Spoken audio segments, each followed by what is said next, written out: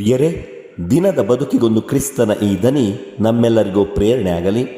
ಪೂಜಾ ವಿಧಿಯ ಸಾಧಾರಣ ಕಾಲದ 34ನೇ ವಾರ, ನವೆಂಬರ್ 27, 2025 ಗುರುವಾರ. ಲೂಕನು ಬರೆದ ಪವಿತ್ರ ಶುಭ ಸಂದೇಶದಿಂದ ವಾಚನ, 21ನೇ ಅಧ್ಯಾಯ 20ರಿಂದ 28ರವರೆಗಿನ ವಚನಗಳು. ಆ ಕಾಲದಲ್ಲಿ ಯೇಸು ಶಿಷ್ಯರಿಗೆ ಹೀಗೆಂದರು: ಜೆರುಸಲೇಮ್ ಪಟ್ಟಣವನ್ನು ಸೈನ್ಯಗಳು ಸುತ್ತುಗಟ್ಟುತ್ತಿರುವುದನ್ನು ನೀವು ಕಾಣುವಾಗ ಅದರ ವಿನಾಶ ಸಮೀಪಿಸಿದೆಂದು ತಿಳಿದುಕೊಳ್ಳಿ. ಆಗ ಜುದಯದಲ್ಲಿರುವವರು ಬೆಟ್ಟ ಗುಡ್ಡಗಳಿಗೆ ಓಡಿ ಹೋಗಲಿ, ಪಟ್ಟಣದೊಳಗಿರುವವರು ಅಲ್ಲಿಂದ ಹೊರಟು ಹೋಗಲಿ, ಹಳ್ಳಿಗಾಡಿನಲ್ಲಿರುವವರು ಪಟ್ಟಣಕ್ಕೆ ಬಾರದಿರಲಿ, ಏಕೆಂದರೆ ದಂಡನೆಯ ಕಾಲ ಅದು. ಅದನ್ನು ಕುರಿತು ಪವಿತ್ರ ಗ್ರಂಥದಲ್ಲಿ ಬರೆದಿರುವುದೆಲ್ಲ ಆಗ ನೆರವೇರಬೇಕು. ಅಯ್ಯೋ, ಆ ದಿನಗಳಲ್ಲಿ ಗರ್ಭಿಣಿಯರ ಮತ್ತು ಹಾಲುಡಿಸುವ ತಾಯಂದಿರ ಗೋಳೇಣು! ಈ ನಾಡು ಮಹಾವಿಪತ್ತಿಗೆ ಈಡಾಗುವುದು. ಈ ಜನತೆ ದೈವ ಕೋಪಕ್ಕೆ ಗುರಿಯಾಗುವುದು. ಕೆಲವರು ಕತ್ತಿಯ ಬಾಯಿಗೆ ತುತ್ತಾಗುವರು, ಮತ್ತೆ ಕೆಲವರು ಬಂಧಿತರಾಗಿ ದೇಶ ದೇಶಗಳಿಗೆ ಕೊಂಡೊಯ್ಯಲ್ಪಡುವರು. ಅನ್ಯ ದೇಶೀಯರು ತಮ್ಮ ಕಾಲಾವಧಿಯ ತನಕ ಜೆರುಸಲೇಮನ್ನು ತುಳಿದು ಹಾಕುವರು. ಸೂರ್ಯ, ಚಂದ್ರ, ನಕ್ಷತ್ರಗಳಲ್ಲಿ ವಿಚಿತ್ರ ಸೂಚನೆಗಳು ಕಾಣಿಸಿಕೊಳ್ಳುವುವು. ಮೊರೆಯುವ ತೆರೆಗಳ ಹಾಗೂ ಬೋರ್ಗರೆಯುವ ಸಮುದ್ರದ ನಿಮಿತ್ತ ಭೂಮಿಯಲ್ಲಿ ಜನಾಂಗಗಳು ದಿಕ್ಕು ತೋಚದೆ ತತ್ತರಿಸಿ ಹೋಗುವು.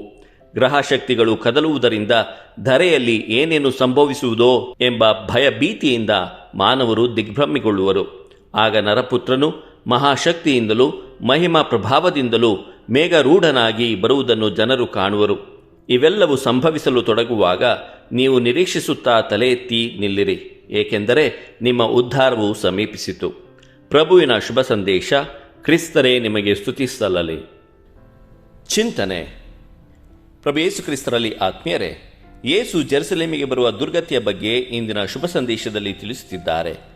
ದಾನಿಯೇಲನ ಪ್ರವಾದನೆಯಂತೆ ದೇವಾಲಯವನ್ನು ಅಪವಿತ್ರಗೊಳಿಸಿ ಜನರನ್ನು ಹಿಂಸಿಸಲಾಗುವುದು. ಪ್ರವಾದಿ ದಾನಿಯೇಲನ ಗ್ರಂಥ 11ನೇ ಅಧ್ಯಾಯ 31ರಿಂದ 35ರವರೆಗಿನ ವಚನಗಳು. ಯೇಸು ಪ್ರವಾದಿಸಿದಂತೆ ಕ್ರಿಸ್ತ ಶಕ 70ರಲ್ಲಿ ರೋಮನ್ನರು ಜೆರುಸಲೇಮನ್ನು ಸಂಪೂರ್ಣವಾಗಿ ನಾಶಪಡಿಸಿ ದೇವಾಲಯವನ್ನು ಸುಟ್ಟು ಹಾಕಿದರು. ಇತಿಹಾಸಕಾರ ಫ್ಲಾವಿಯೂಸ್ ಜೋಸೆಫುಸ್ ಪ್ರಕಾರ ದಂಡನಾಯಕ ಟೈಟಸ್ನ ನಾಯಕತ್ವದಲ್ಲಿ ಬಂದ ರೋಮಿನ ಸೈನಿಕರು ವೃದ್ಧರು ಮಕ್ಕಳೆನ್ನದೆ ಎಲ್ಲರನ್ನೂ ಕೊಲೆ ಮಾಡುತ್ತಾರೆ. ರಕ್ತವು ಹಾದಿ ಬೀದಿಯಲ್ಲಿ ಹರಿಯುತ್ತದೆ. ನಗರವನ್ನು ಬೆಂಕಿಯಲ್ಲಿ ಸುಡುತ್ತಾರೆ. ಆ ರಕ್ತವು ಆ ಬೆಂಕಿಯನ್ನು ನಂದಿಸಿತು ಎನ್ನುತ್ತಾನೆ ಜೋಸೆಫುಸ್. ಪ್ರಿಯರೇ, ಆ ಯುದ್ಧದಲ್ಲಿ ಸುಮಾರು 97,000 ಯೆಹೂದ್ಯರನ್ನು ಸೆರೆಯಾಳುಗಳನ್ನಾಗಿ ಕೊಂಡೊಯ್ದರು. ಯೇಸು ತಿಳಿಸಿರುವ ದುರಂತವನ್ನು ಬರೇ ಮಾತುಗಳಿಂದ ವರ್ಣಿಸಲು ಅಸಾಧ್ಯವಾಗಿದೆ. ದೇವರು ಜೆರುಸಲೇಮನ್ನು ತ್ಯಜಿಸಿರುವುದರಿಂದ ಶಿಷ್ಯರು ಆ ನಗರವನ್ನು ಬಿಟ್ಟು ಬೇರೆ ಸ್ಥಳಗಳಿಗೆ ಹೋಗಬೇಕೆಂದು ಆದೇಶಿಸಲಾಯಿತು. ದೇವರು ನಮ್ಮೆಲ್ಲರನ್ನು ಆಶೀರ್ವದಿಸಲಿ. ಇದು ಧನಿ ಮಾಧ್ಯಮ ಮನೆಯ ಕೊಡುಗೆ. ಧ್ವನಿ ವಂದನೆಯ ಸ್ವಾಮಿ ಶಾಂತಕುಮಾರ್ ಜೆ, ಬೆಂಗಳೂರು ಮಹಾಧರ್ಮ ಕ್ಷೇತ್ರ. ಪ್ರಿಯರೇ, ಈ ಚಾನೆಲ್ ಅನ್ನು ಸಬ್ಸ್ಕ್ರೈಬ್ ಮಾಡಿ ಪ್ರತಿದಿನ ದೇವರ ವಾಕ್ಯವನ್ನು ಆಲಿಸುತ್ತಾ ಅದನ್ನು ಇತರರೊಂದಿಗೆ ಹಂಚಿಕೊಳ್ಳಲು ನಮಗೆ ನೆರವಾಗಿರಿ. ಧನ್ಯವಾದಗಳು.